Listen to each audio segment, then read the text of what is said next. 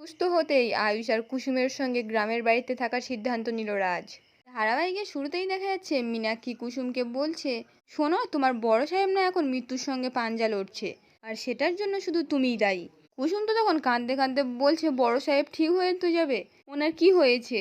মীনাক্ষী তখন বলছে, সবকিছু তোমাকে কেন বলবো, আজ অবধি গাঙ্গুলিদের যা ক্ষতি হয়েছে তার জন্য তুমি দায়ী। আজ শুধু তোমার জন্য আয়ুষ বাবা মাকে ছেড়ে বাড়ি ছেড়ে চলে গেছে। আমাদের রাজপুত্রের মতো ছেলেটাকে কি অবস্থা করেছো তুমি। আর আয়ুষের এই অবস্থা দেখে তো দাদার হার্ট অ্যাটাক করেছে। ডাক্তাররা বলে দিয়েছেন যে কোনো সময় যা কিছু হয়ে যেতে পারে। কুসুম তো তখন কাঁদতে কাঁদতে বলছে, বড় সাহেবের কিচ্ছু হতে পারে না। ছোট ম্যাডাম, আপনি বলুন হসপিটালটা কোথায়, হসপিটালের নাম বলুন, আমি এক্ষুনি বড় সাহেবের সঙ্গে কথা বলতে চাই। মীনাক্ষী তো তখন বলছে, হসপিটালের নাম তো আমি বলবো না কুসুম, তোমার ছায়াও আর এ বাড়ির কারোর ওপর পড়তে দেবো না আমি। আজ তোমার পরম বন্ধু ঈশান, সেও তো বাবার অবস্থা থেকে তোমার ফোন ধরেনি। বেচারা চিন্তায় চিন্তায় অস্থির হয়ে যাচ্ছে, তাই বারবার করে বলছি একদম ওকে ফোন করবে না, এই বলে তো ফোন রেখে দেয়। কুসুম তো তখন হসপিটালের নামটা জানার জন্য আবার ফোন করে।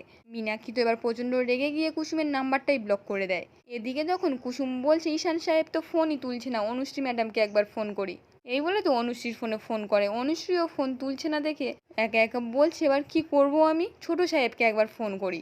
এই বলে তো ফোন করতে হবে, তখন কতগুলো বাচ্চা এসে কুসুমের গায়ে ধাক্কা দেয়, আর কুসুমের হাত থেকে ফোনটা মাটিতে পড়ে যায়। বাচ্চাগুলো তখন কুসুমকে বলছে, দিদি আমাদেরকে বকো না, আমরা বুঝতে পারিনি তোমার ফোনটা পড়ে যাবে। কুসুম তখন বাচ্চাগুলোকে বলছে, আচ্ছা ঠিক আছে, তোমরা সাবধানে গিয়ে খেলা করো। বাচ্চাগুলো তখন ওখান থেকে চলে যেতেই কুসুম ফোনটা খোলার চেষ্টা করে, দেখে ফোনটা অফ হয়ে গেছে। তখন বলছে, এবার ছোট সাহেবকে ফোন করব কি করে। এদিকে তখন ইন্দ্রাণী ঈশানকে বলছে, তোমার দাদাকে ফোন করো, ওরা দুজন না এলে তোমার বাবা অপারেশন করাবেন না। মীনাক্ষী তখন বলছে, এই অবস্থায় দাদা কি রকম জেদ ধরেছে, আয়ুষ কুসুম কি ডাক্তার নাকি? অনুশ্রী তখন মীনাক্ষীকে বলছে, ডাক্তার কিনা জানি না, বাবা যখন আসতে বলেছে ওরা আসবে, ব্যাস। ঈশান তো তখন ইন্দ্রাণীকে বলছে, মা আমি এক্ষুনি ভাইদাকে ফোন করছি। মীনাক্ষী তখন ভয় পেয়ে গিয়ে মনে মনে বলছে, এই রে, কুসুমের নাম্বারটা আমি তো ঈশানের ফোন থেকে ব্লক করে দিয়েছি, কিন্তু তাড়াহুড়োয় তো কল লিস্ট থেকে নাম্বারটাই ডিলিট করতে ভুলে গেছি। এবার তো ঈশান কল লিস্ট চেক করলেই বুঝতে পেরে যাবে কুসুম ফোন করেছিল, কিন্তু তার আগে যে করে এই ফোনটা নিয়ে আমার নাম্বারটা মুছতে হবে। এই বলে তো নাটক করে ঈশানের গায়ে পড়ে যায়। ঈশানের হাত থেকে তখন ফোনটা মাটিতে পড়ে যায়। মীনাক্ষী তখন নাটক করে বলছে, আসলে দাদার চিন্তায় মাথাটা ঘুরে গেল, এ বাবা ফোনটা তো ফেলে দিলাম, আমি তুলে দিচ্ছি, দাঁড়াও। এই বলে তো ফোনটা তুলে নাম্বারটা ডিলিট করে দেয়। তারপর তো বানিয়ে বানিয়ে বলছে, কাল রাতে আমি যখন আয়ুষকে খবরটা দেওয়ার জন্য ফোন করেছিলাম, কুসুম তখন ফোনটা তুলে বলছে, আমি তো ওই বাড়ির বউ, যা বলার আমাকে বলো। আমি বললাম দাদার অবস্থা ভালো নয়, হার্ট অ্যাটাক হয়েছে, তুমি আয়ুষকে ফোনটা দাও। কুসুম তো তখন রাগ দেখিয়ে বলছে, এখন অবস্থা ভালো নয় বলে আমাদেরকে ফোন করেছো কেন? ছোট সাহেবকে তো বাড়ি থেকে বের করে সমস্ত সম্পর্ক চুকিয়ে দিয়েছিল, ও বাড়ির যা কিছু হোক আমাদের কিচ্ছু যায় আসে না তাতে। ঈশান তো তখন চুপ করে থাকতে না পেরে বলছে, সব বানিয়ে বানিয়ে বলছো কাকিমুনি, জাদুকর এরকম বলতেই পারে না, আমি জাদুকরকে ভালো করেই চিনি।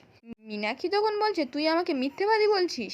ইন্দ্রাণী তখন মীনাক্ষীকে বলছে, আমি বিশ্বাস করি না তোর কথা, আমি কুসুমকে খুব ভালো করে চিনি, তুই এই কথাগুলো বানিয়েই বলছিস।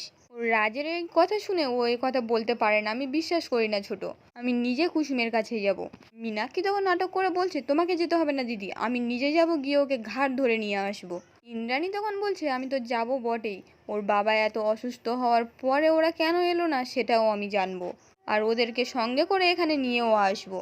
তবে ওদের নিয়ে আসবো বলে ভেবো না যে ওদেরকে ক্ষমা করে দিয়েছি, আমার যা সিদ্ধান্ত ছিল সেটাই থাকবে। এই বলে তো ওখান থেকে চলে যায়। অনুশ্রী তখন ঈশানকে বলছে, চলো আমরা বাবার কাছে গিয়ে বলবো মণি ভাইদাকে আনতে গেছে। এই বলে তো ওখান থেকে চলে যায়। মীনাক্ষী তো তখন একা একা বলছে, তুই আজ ফিনিশ, কুসুম যদি দিদির কাছে সব বলে দেয় কি করবি তখন? এদিকে তখন কুসুম একা একা বলছে, ছোট সাহেবকে ফোন করতে পারছি না, কারণ আমার ফোনটা তো খারাপ হয়ে গেছে, আর মনীষাদির ফোন থেকে ফোন করছি, ছোট সাহেব তো ফোনই তুলছে না, কিভাবে এবার জানাবো বড় সাহেবের শরীর খারাপের কথা। ঠিক সেই মুহূর্তে ইন্দ্রাণী কুসুমের বাড়িতে আসে। কুসুম তখন ইন্দ্রাণীকে দেখে বলছে, দেবীমা, বড় সাহেব কেমন আছেন, ওনার কিছু হয়নি তো? ইন্দ্রাণী তো তখন বলছে, ও তার মানে তুমি সব জানতে, রাজের হার্ট অ্যাটাক করেছে এই খবরটা মীনাক্ষী দিয়েছে তোমায়? কুসুম তখন বলছে, হ্যাঁ দেবীমা। ইন্দ্রাণী তখন বলছে, হসপিটালে আসতে বলা হয়েছিল, এলে না কেন? অহংকার, কিসের অহংকার? উচিত শিক্ষা দিচ্ছ আমায়? আমার ছেলেকে তুমি আমার কাছ থেকে কেড়ে নিয়েছো বলে আমি প্রতিশোধ নেব বলেছিলাম, আর সেই জন্য তুমি এখন আমার ওপর প্রতিশোধ নিচ্ছ। কুসুম তো তখন কাঁদতে কাঁদতে বলছে, না দেবীমা। তখনই ইন্দ্রাণী বলছে, তোমার কাছ থেকে আমার কিছু শোনার নেই, বরং বলার আছে। কুসুম তো তখন কাঁদতে কাঁদতে হাত জোর করে বলছে, বলুন না দেবীমা, কি চাই আপনার, আমি সব দেব। ইন্দ্রাণী তখন বলছে, আমি ইন্দ্রাণী গাঙ্গুলি, আমার সমস্ত অহংকার জনাঞ্জলি দিয়ে তোমার কাছে আঁচল পেতেছি আমি। এই বলে তো কাঁদতে কাঁদতে বলছে, আমার শীতের সিঁদুর ফিরিয়ে দাও কুসুম। কুসুম তো তখন হাত জোর করে বলছে, কি বলছেন কি দেবীমা, আমার কি ক্ষমতা আছে আপনাকে ভিক্ষে দেওয়ার? আপনি আমার ভগবান দেবীমা। ইন্দ্রাণী তখন বলছে, তোমার এই মিথ্যে বানানো এসব কথা আমি শুনতে চাই না। ভুলে যেও না এটা রাজের তৃতীয় হার্ট অ্যাটাক। ডাক্তার বলেছে ওকে বাইপাস সার্জারি না করলে ওকে বাঁচানো যাবে না। আর রাজ বলেছে যতক্ষণ না আয়ুষ ওর কাছে গিয়ে দাঁড়াবে ততক্ষণ অপারেশন করতে রাজি নয়। তাই বাধ্য হয়ে এখানে আমি ছুটে এসেছি। আমার অহংকার, আমার আত্মসম্মান সব জলাঞ্জলি দিয়ে তোমার কাছে আঁচল ভিক্ষে চাইছি কুসুম, আমার ছেলেকে ফিরিয়ে দাও। আর যদি সময় মতো আয়ুষ না পৌঁছয় তাহলে সর্বনাশ হয়ে যাবে। কুসুম তখন হাত জোর করে বলছে, না দেবীমা, আপনার ছেলে ছিল, আপনার ছেলে থাকবে, আপনার ছেলে ভবিষ্যতেও আছে। আপনার জিনিস আমার কাছে চাইছেন কেন? বিশ্বাস করুন দেবীমা, আমি অনেকক্ষণ ধরে ছোট সাহেবের সঙ্গে যোগাযোগ করার চেষ্টা করছি কিন্তু পাচ্ছি না।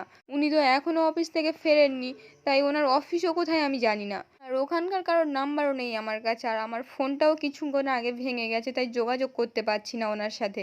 তবে আপনাকে আমি কথা দিচ্ছি, ছোট সাহেব বাড়িতে ফিরলেই ওনাকে নিয়ে আমি হাসপাতালে চলে যাব।